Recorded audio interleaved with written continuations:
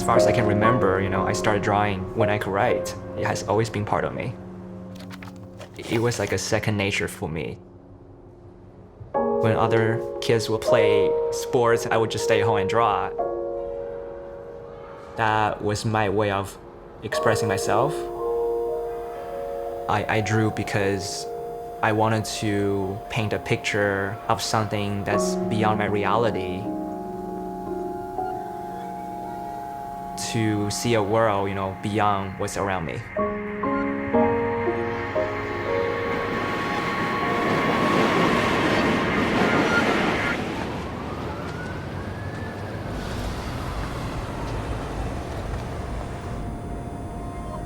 Where does the process start? I think that's a very good question.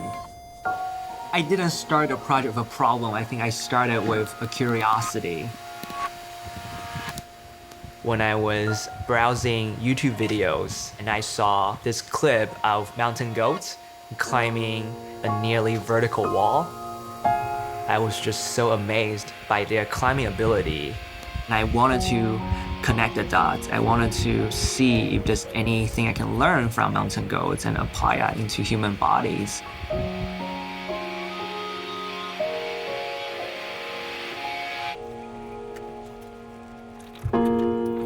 My name's Kai Lin. I live in Brooklyn, and I'm an industrial designer.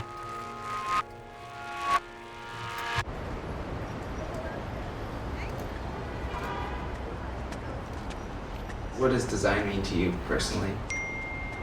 Sorry, that was actually my mom. It's like, how's the filming going? I'm recording, Mom! Design is solving a problem that helps people to have a better life. That means observe. Observe closely. Design is looking closely at the things that others might not have noticed.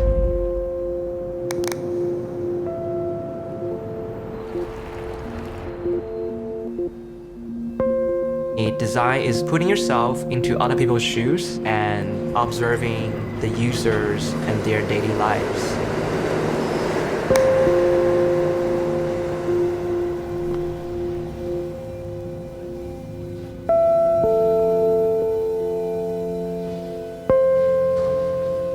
The fact that I'm designing a prosthetic for rock climbing might seem ironic.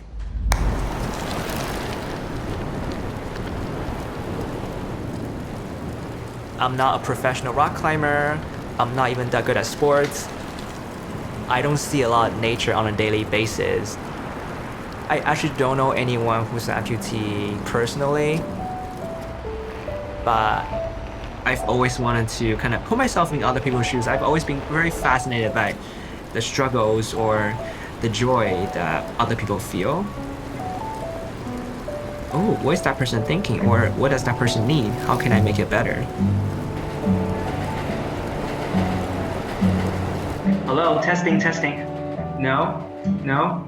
So I can't hear you. Oh. You look really nice. Oh, thanks. I met Kai through a mutual friend about 3 years ago who kind of introduced me to his project. How you doing? Never actually met Kai. I've yet to meet Kai in person. We have a computer dating relationship. Can you hear me? I hear you now. But we met online and we talked and we really liked each other the way we thought and went back and forth trading ideas. Good. Haven't seen you for a while. How are you, Craig? Well, the weather is getting nicer now. It's so humbling for me to have this person say, I want to be able to build something that's actually going to help you in what you do and what you're passionate about. I mean, I know that you can't make a mechanical foot do things that a human foot can do, because you can run, you can walk, you can jump, you can do all these things with your feet, you can stand on your tippy toes. Prosthetics don't do that. They do one thing, and so you have a walking one and you have a climbing one. But it would be amazing to be able to use a prosthetic that isn't just this dead shape at the end of my leg. So if you had something that was able to give feedback and able to adapt to certain terrain as it's happening, really thin finger crack pockets or Wacos, that would be next level. no longer would the foot be holding you back. It would just be your physical fitness level at that point. People like him can take the feedback, they can listen to it, use it, and make something better from it. And that's kind of what is so beautiful about Kai, is that he's willing to do that. He's willing to just say, how can we make this better now?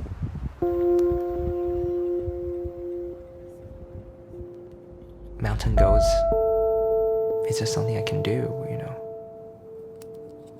I draw a lot with my intuition, what feels right. There might not be a very compelling reason, but that's okay. If it doesn't work, it doesn't work. I'm just drawing it. In my original concept, my design closely resembles a goat's foot, their hoof, but there are limitations of putting a goat's hoof on a human body. The process is like pushing all the way to the animal side, but then understanding the constraints and limitation of a human body and bring it back. So it's that constant push and pull to find that perfect balance between what you learn from nature and what you understand about human. Hey, Kai. Can you hear me? I hear you now. It feels like it's been at least a year. I mean, Long day at work, you know. But today's really sunny. So I want to show you my latest prototype. So this is what I have right now. When a climber puts force on the toe part of the foot, the angle pivots, and a linkage system that converts rotary motion to linear motion compresses the spring. Once the pressure is released, the pivot bounces back, releasing elastic potential energy. This mechanism replaces the Achilles tendon in a human foot. and so connecting that to me is actually quite easy now. My prosthetic can kind of just drop right in from the pipe. Exactly. This piece right here. The whole shoe part is detachable and it will be made of flexible, rubberized material. If you shaved off a half an inch on either side, At what point should the ankle pivot too hard, too light? what happens when you go over that 400 pounds? A lot of the load from me that I generate is going to come from the toe. And if this joint breaks off, the whole leg falls off. If it's going to shear off, it's going to shear off there. I remember when I first designed this prosthetic leg, I actually had nightmares of people using it and then like falling off the cliff. No! I think there's a lot of responsibility of a designer, right? I love it. I love it. I'm so excited to bolt that sucker on. You did such a great job, so thank you. Dude, put a stamp on that thing and mail it.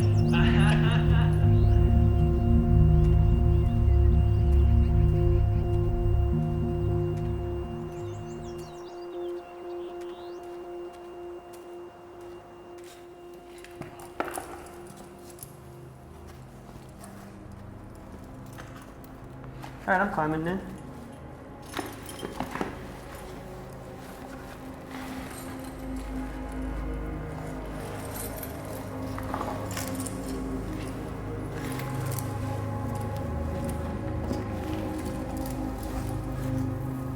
In 2002, I was accidentally dropped 100 feet while I was climbing. Hit the ground, which resulted in a huge list of injuries to my whole body. The most notably being that I had to have my back and neck fused, and then the eventual amputation of my right leg.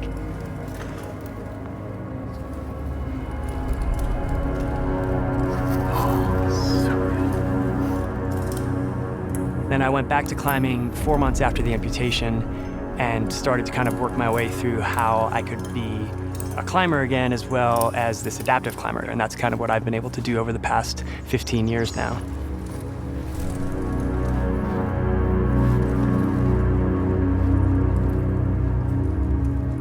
I think for me, going back to climbing was like, it was only really in question like right after the accident, just because I didn't know really what I had as far as my physical body anymore. But then once I kind of got over that hump of, okay, I'm this now, this is my new normal, then it was like I couldn't ignore the climbing thing. I feel like it's just such a part of who I am and who I've always been.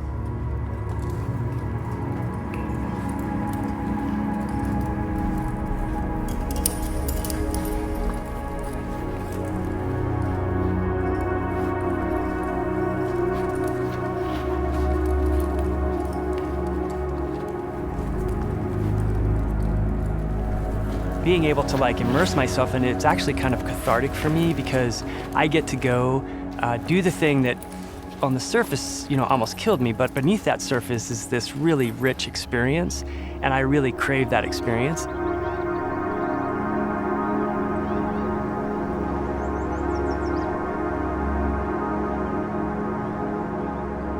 And so I did the route probably 2 or 3 times up to like a high point where we had, I could kind of experiment in different pieces of the crack.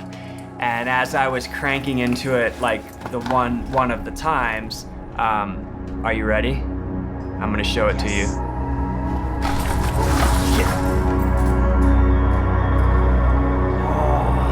This all happened. Oh, it broke. So we broke. We're broken.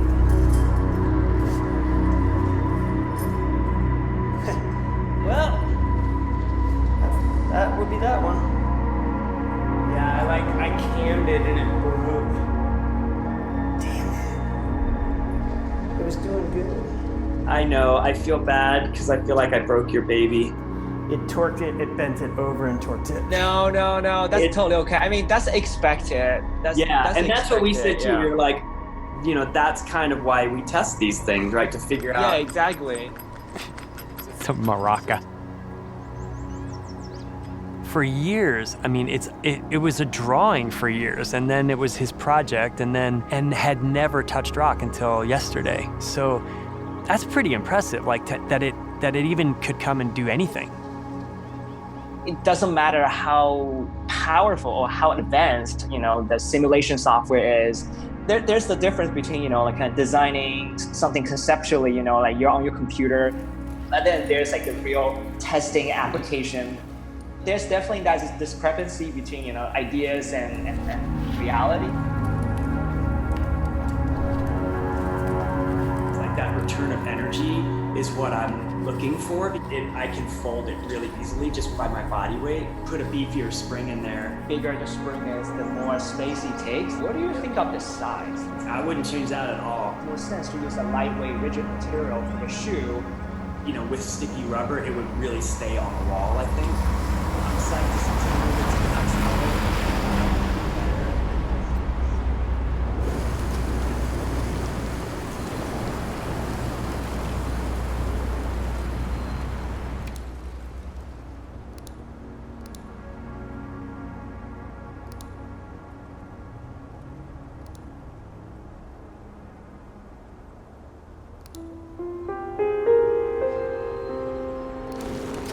Tell me a bit about how you've used curvature in the design. Curves. There are different levels of energy with different kinds of curves.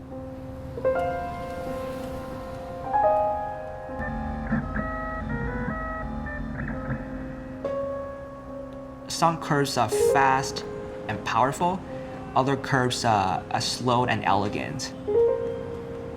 So the combination of different kinds of curves with different radius creates that powerful dynamic between fast and slow.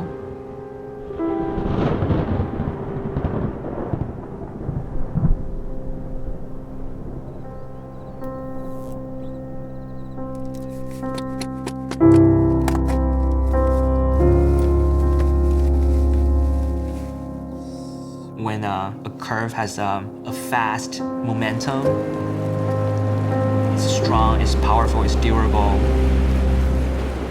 It has a force.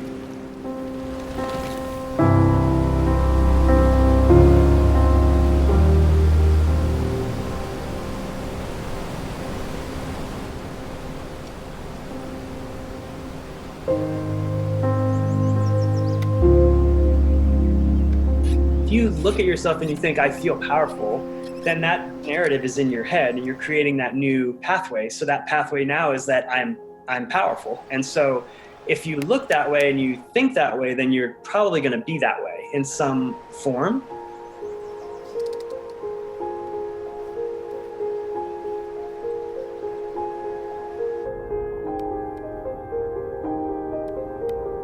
I feel like when I put my prosthetic on, it's an extension of me.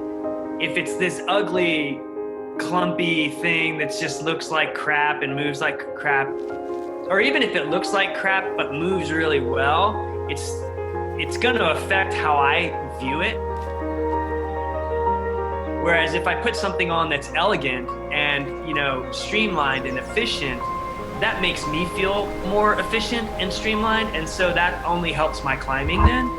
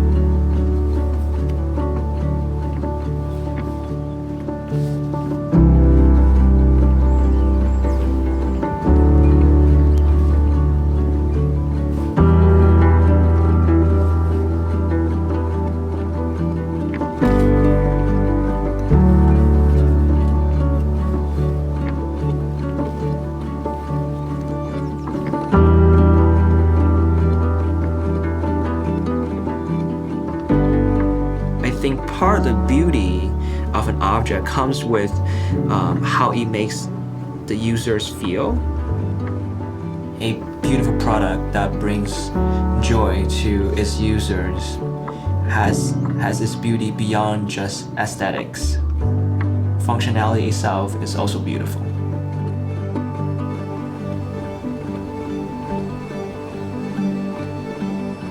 So we took it for a test drive today, and this was like double as good. Like it went from here, it went to here, and then I broke it again. Yeah, so I broke the hole right where the base joins the pivot. I broke that, I sheared that, and then I sheared the two struts behind it. There's non-destructive testing, and then there's destructive testing. We're the destructive side. Do I want to take that totally off? Yeah. So that's actually a really easy fix from my end. But here's the thing, the first 5 routes I did, it climbed really well. Right up to that part, it was right on it. It was pretty amazing how well it climbed actually. Man, this is all part of the process. I think every time we break it, it's like one step closer to a better design. All those experiences, all those broken pieces, contribute to the final end design. We're I know, we're so close. oh my gosh, it's like a small tweak. Exactly, it's such a small tweak in this.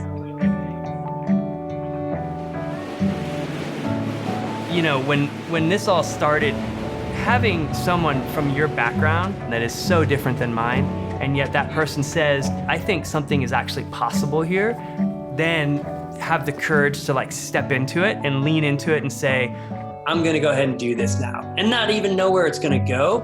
That's really powerful. Even just having one person say that to you is really powerful to me. Before starting this project, I wasn't even rock climbing at all. I didn't really know much about it. A whole new subject matter that was totally out of my expertise. Having you in this process, it means so much to me. Just being so encouraging and positive, and just all the progress that has come so far and to where it is today. A lot of it really goes to you. Dude, that's money.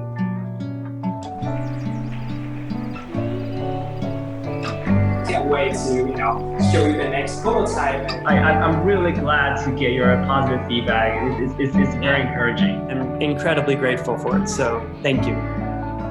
We'll talk soon. All right. Have a good night. All right. Have a great night. Thanks again, Craig. Yeah, you too. Bye.